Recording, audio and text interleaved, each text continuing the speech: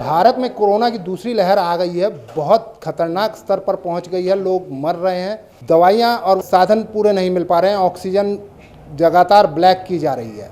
वहीं सेवा भारती ने जहां पिछली बार जगह जगह खाने के कैंप लगाए और दवाइयां भी बांटी, वहीं इस बार सेवा का स्वरूप बदलकर उन्होंने सेवा भारती ने दवाइयां वितरित करने का काम कर रहा है। इस समय करावल नगर, हम लोग करावल नगर जिला कार्यालय में खड़े हैं। यहाँ पर इस बार कोविड सेंटर में जो दवाई दी जा रही है कोरोना की, हम उनके बारे में जानने का प्रयास करेंगे। हमारे साथ सुनील जी हैं, सेवा भारती के कार्यकर्ता। सुनील जी, आपका स्वागत है। आज यहाँ पर आप किस तरीके से काम कर रहे हैं? आज हमारे यहाँ पर जो पूरे ज़िले के अंदर करावल नगर ज़िले में सेवा के अन्य कार्य तो चल ही रहे हैं, जैसा कि अभी आपने ध्यान में कराया। कहीं पर भोजन की आवश्यकता है, कहीं पर ऑक्सीजन की आवश्यकता है, या फिर किसी को प्लाज्मा डोनेट करने की आवश्यकता है। इसी श्रृंखला में बढ़ते हुए आज हमारे जो सेवा भारती जिला करावल नगर के कार्यकर्ताओं ने जो आयुष मंत्रालय ने जो औषधि लॉन्च की है आयुष 64 करके, तो उनको यहाँ से डिस्ट्रीब्यूशन करने का कार्य प्रारंभ किया है। इसमें क्या है कि जिन परिवारों में कोरोना कोई भी सदस्य कोरोना पीड़ित हो गया है और उसके अंदर अभी सिम्टम्स जो है माइल्ड्स हैं या हल्के लक्षण हैं, तो उसके लिए जो आयुष 64 औषधि है, आयुष मंत्रालय की गाइडलाइन के माध्यम से ये सेवा भारती के कार्यकर्ता इस केंद्र से डिस्ट्रीब्यूट करने वाले हैं। इसके लिए हमने एक अपनी चैन बनाई हुई है कि यहाँ पर किसी भी कोरोना पीड़ित के परिवार को यहाँ पर नहीं बुलाया जाएगा। उनको सिर्फ एक जो नंबर दिया गया है, हेल्पलाइन नंबर, और एक अपना ईमेल आईडी है। उस ईमेल आईडी पर अपनी कोविड की रिपोर्ट, जो कि मैक्सिमम 7 दिन के अंदर की होनी चाहिए, उस रिपोर्ट को और उस पेशेंट का एक आधार कार्ड आप उस नंबर पर या ईमेल आईडी पर अगर आप सेंड करते हैं, तो डॉक्टर से कंसल्ट करने के बाद औषधि कितनी देनी है, कितनी मात्रा में देनी है, ये जानकारी फिर डायरेक्ट सीधा उस कोविड के जो पेशेंट है उसके परिवार वहाँ तक पहुँचाने की व्यवस्था अपनी सेवा भारती के कार्यकर्ता कर रहे हैं। अभी आपने कहा ये कि ये हेल्पलाइन नंबर क्या है? हेल्पलाइन नंबर ये है कि अपने जो सेवा भारती के कार्यकर्ता हैं उनमें से किसी एक कार्यकर्ता के नंबर को हमने उसमें डिस्ट्रीब्यूट कर दिया है। नंबर है, जैसे अगर आप लेना चाहें तो 9891739430। ये सिर्फ करावल नगर जिले के लिए। ऐसे ही दिल्ली प्रांत के अंदर अन्य सभी जिलों में ये इस तरीके की औषधि वितरण का कार्य आज से प्रारंभ हो चुका है। अच्छा, आयुष मंत्रालय ये जो दवाई आयुष 64 जो है वो आप लोग फ्री डिस्ट्रीब्यूट कर रहे हैं, लेकिन अगर कोई खरीदना चाहे तो इसकी क्या कीमत रखी हुई है? देखिए, अगर मार्केट में इसकी रेट देखने जाएँ तो लगभग ऐसा मान के चलेगा कि 300 रुपये के आसपास की एक बोतल पड़ती है। लेकिन अभी हम लोग सिर्फ आयुष मंत्रालय की गाइडलाइन के ध्यान में रखते हुए और सेवा भारती के माध्यम से ये कोरोना पीड़ित परिवारों को, कोरोना मरीजों को ये निःशुल्क दिया जा रहा है। ये दवाई के अलावा और सेवा भारती इस समय क्या कार्य कर रही है? दवाई के अलावा इस समय अपने यहाँ पे डॉक्टर्स भी अपॉइंट कर रखे हैं, जो जिनके अंदर कुछ हल्के फुल्के लक्षण हैं उनको किस तरीके से पॉजिटिविटी के साथ में, क्योंकि आपको पता है कि इस समय आज के डेट में जो भय का वातावरण बना हुआ है, कोरोना से व्यक्ति हो सकता है ठीक हो जाए, लेकिन जो भय है उसके अंदर, उस व्यक्ति के अंदर कहीं ना कहीं मनोविकार इस तरीके का हो जाता है कि अच्छा व्यक्ति भी ठीक होने की में समय लगा लेता है। लेकिन अगर हम उसे पॉजिटिविटी के साथ में उसको थोड़ा ध्यान रखते हुए डॉक्टर की कंसल्टेंसी के साथ में उसको हम लोग गाइड कर रहे हैं यहाँ पर। राजन जी, सेवा भारती के प्रमुख कार्यक्रम जो चले पिछली बार है खाने का, तो इस बार खाने के पैकेट का क्या व्यवस्था?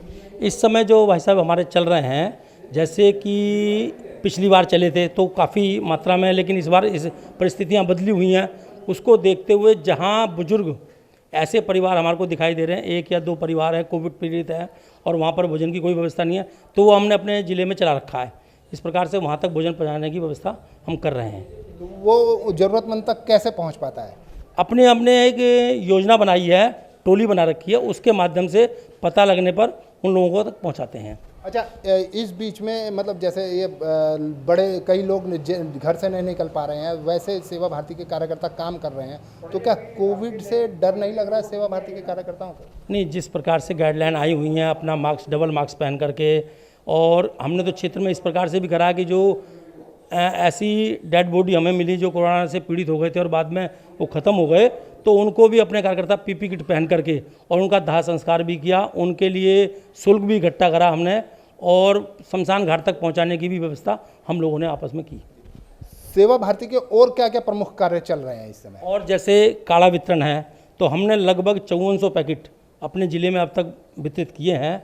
नगर के अनुसार एक एक बस्ती में जाकर के दिए हैं 8-8, 10-10 पैकेट, जिस प्रकार से पूरी बस्तियों में जाकर के ये कार्य हमारा चल रहा है।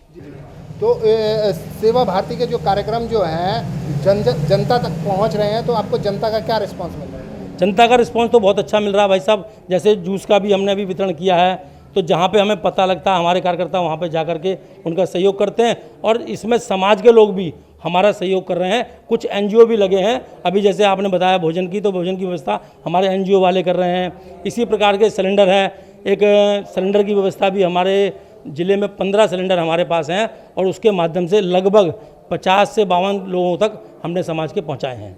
वैक्सीन राजन जी, देखने में आ रहा है कि वैक्सीन लगवाने में बहुत समस्या आ रही है, जैसे कि रजिस्ट्रेशन नहीं हो पा रहा है। इसके लिए कुछ सेवा भारती ने कुछ कार्य किया है? जी हाँ भाई साहब, करा है। मेरे पास में रोहित जी हैं, अपने मंडल कारवा जी हैं, लगभग 15 से 20 लोगों का रोजाना रजिस्ट्रेशन कराते हैं। रोहित जी हैं, एक बार बात कर सकते हैं। आप इधर आइए। रोहित जी, जो ये समस्या आ रही है, लोग इससे किस तरीके से निपटे? रजिस्ट्रेशन नहीं हो पा रहा है, जिसकी वजह से वैक्सीन लग नहीं पा रही है, उसके लिए आप क्या बताना चाहेंगे? मैंने स्टार्टिंग में जब स्टार्ट हमने किया था, तो हम लगभग 3 तारीख से स्टार्ट हुआ था दिल्ली में, तो हमने 3 तारीख से शुरू कर दिया था।